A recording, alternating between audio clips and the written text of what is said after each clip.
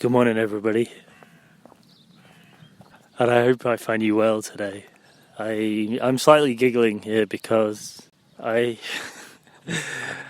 found the perfect spot to do today's tiny drop of wisdom on the way home, and it's normally the quietest road on the planet. There's nothing ever happens in the week, and as I sat down on this beautiful bench, everything was perfect. I could hear the birds chattering. Incredible view, beautiful fields, lots of beautiful flowers in front of me, the scent of nature. And then just as I hit the record button, this enormous truck just suddenly appears, carrying a digger, and started making the most horrible noise. And you know what it's like when huge trucks reverse and it starts going beep, beep, beep. And this digger came off it, and I waited and I watched. And I got frustrated, I was a little bit triggered, and then I thought, you know what, this is hilarious. Somebody does not want me to do the tiny drop of wisdom right now. It clearly wasn't meant to be. So as I look across the field now, I'm now on the other side, and I see this truck and these two guys making a big noise and getting frustrated about life and not being able to get the big tractor off the truck. I'm just having a smile, and I'm just thinking, wow, thank you, Spirit. Thank you for the gift of taking me somewhere else. So here we are, different smells, different views, and I'm very happy. And today I wanted to talk about fear. We're all on a very unique journey, and I think every single drop of wisdom, or every bit of wisdom we receive from anyone in the world, we apply it differently to our lives, because you're you, and yes, we are one great soul, but on this particular journey, in this particular life, you have a few lessons that you have to learn, and it's not my job or anyone's job to tell you what that mission is. I believe you know what your mission is, or it's your role to kind of find out what that is and to learn those lessons. And I chatted with Dean Taraborelli last night, and I'll be sharing that chat in the coming weeks. And he said that often you know what your challenge is in life, what your role is in life, and you can find that out by looking at your journey. You know, what has happened to you in your life? Where have you come from? What has been your biggest challenge? For him, he was a heroin addict. You know, he came from rock bottom, 20 years of horrendous addiction problems. And he came out of it to create the Sanctuary, which is this beautiful place to help people with addictions. He actually got his epiphany based on the darkness where he'd come from. And I think often the answer to our life jigsaw, our life conundrum, is coming from that darkness, because that has been our biggest lesson. So anyone who needs to know what their life mission is, take a look at your life, write down all the key things that happened. And I don't mean went to the baker's, went to the boulangerie, bought a baguette. I mean the really big stuff. Whether it was being fired from a job, whether it was going through an addiction, whether it was having problems with confidence, whether it was struggling through school, whether it was social problems, whether it was problems with our parents. And you can turn that into rocket fuel to help your life. Anyway, so back to fear. And often fear comes into that equation, because it's usually the thing which was our biggest fear at one point. There's a plane going above me now. Hopefully it won't be landing in this field. So we're all on this incredible journey through life. We're all at this different stage. And one of the things I did very early on in my spiritual journey, so not that long ago, but about 10 years ago I'd say, is I had a psychic reading. And I wasn't ready for this at all. And in this psychic reading, it was kind of a soul journey reading of where I needed to go, where I'd come from. And she was way beyond where I was at. I literally had just opened my eyes to the fact that I was alive and I was awake, and there was such thing as a greater force in the universe. So I was just wrapping my head around that. And actually, what I needed to know at this point in my life was, what was this life about? So the first thing she says to me was, Well, Peter, welcome, blah, blah, blah, blah, blah, blah. Let me just tell you, you've had 362 lifetimes already. And immediately I fell off my chair. I was like, what? I just want to know about this lifetime. I've got so many worries about this one life. And now you've told me I've got 361 other lives. And I said, so what the heck? So for me, that was just all too much. And it was too early in my journey and a lot to get my head around. So that kind of threw me off for a bit of time. Because I was trying to deal with my fears in this particular lifetime now.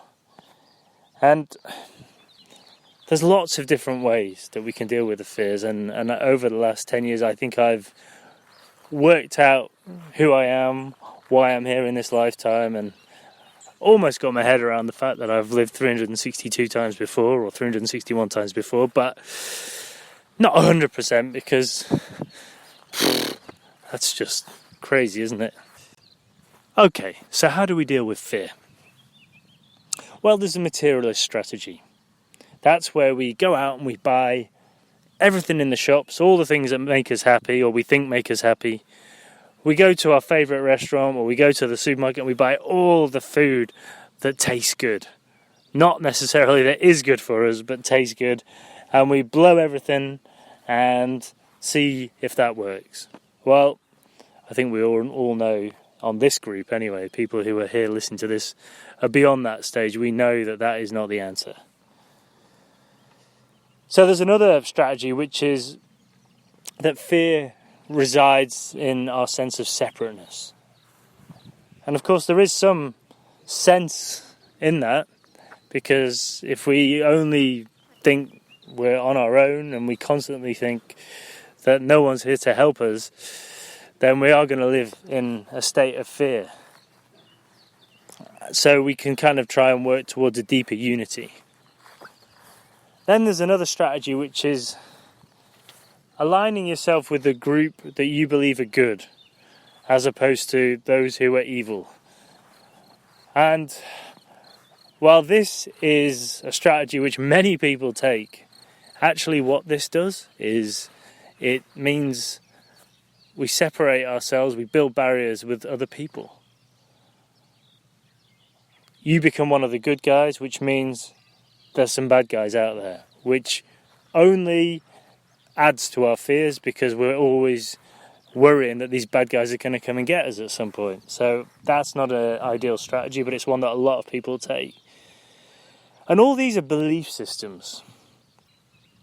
And as human beings, it's very easy to cling to some kind of belief system.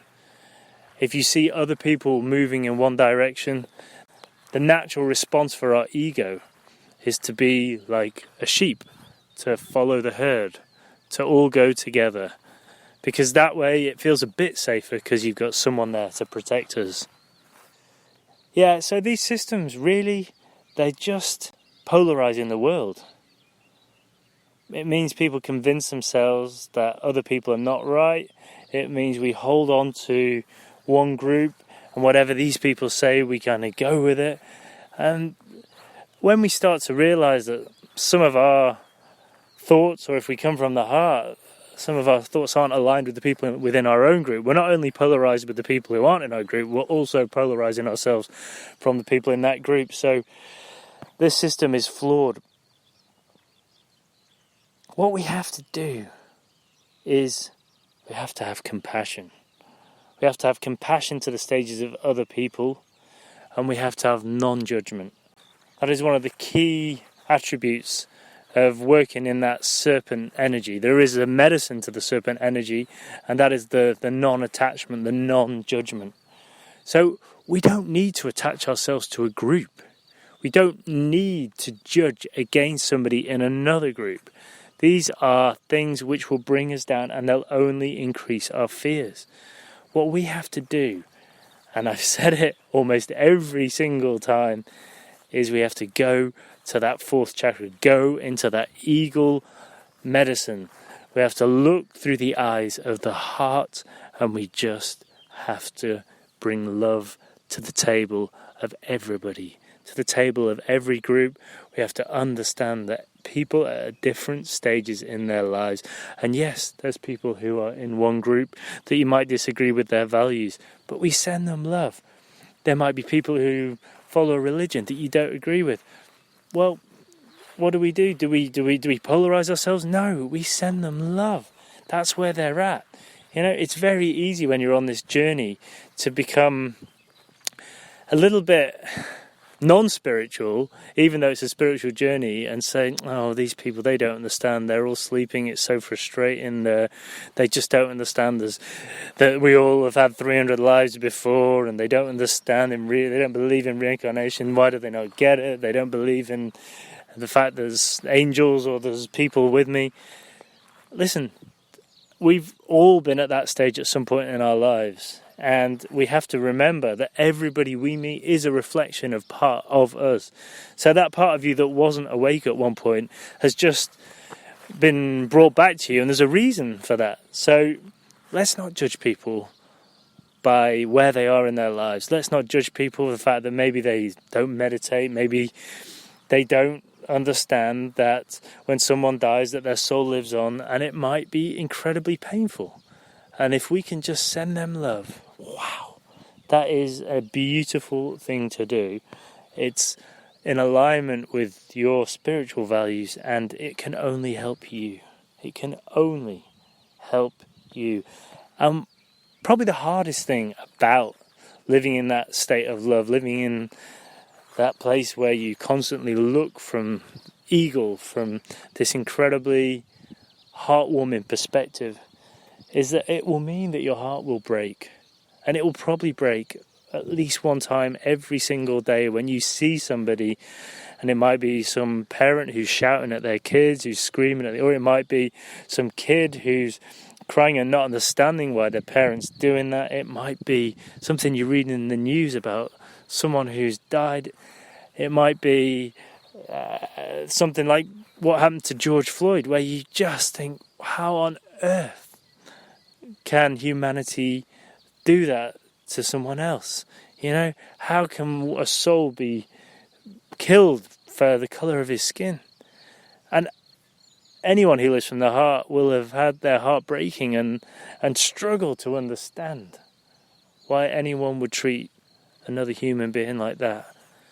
But if you come from that place of the heart, if you then send love, not only to George Floyd, who had that, well, from a human point of view, a horrendous death, and the last day of his life must have been just incomprehensible.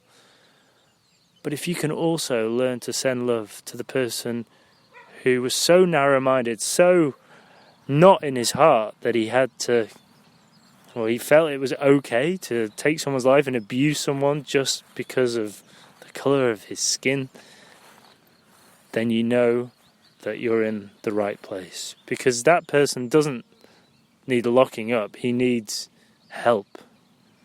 And he needs love. And I can only imagine what happened to him in his life to put him in a state of fear that he felt that he had to kill another human being for something which, when you look at it on a soul level, the colour of the skin is completely irrelevant, because when we're souls, we're just vibrations, we're just beams of light. So, there are no bad guys. There is no wrong group to be in. People are just at different stages in their lives. And if you want to grow, if you want to evolve, if you want to step out of that fear, you've got to step into that love. But understand that that commitment coming from that heart space means that every single day your heart is going to break, because you're going to see something which hurts you. And it might be in your individual life. It might be that your partner disappoints you, or that your son or your daughter has reduced you to tears. It might be that someone you used to be with is doing something that you really don't agree with. It might be that someone's died. It might be a parent. It might be the fact that one of your friends has let you down. But if you can just stay in that space of love, oh my goodness, you will lead a life of great beauty. You will evolve as a soul so much more quickly, and also you'll never have to live out of fear again. Isn't that beautiful? Isn't that beautiful? So thank you for listening. Thank you for being you. Thank you for opening your heart. I love you all. Take care. Namaste.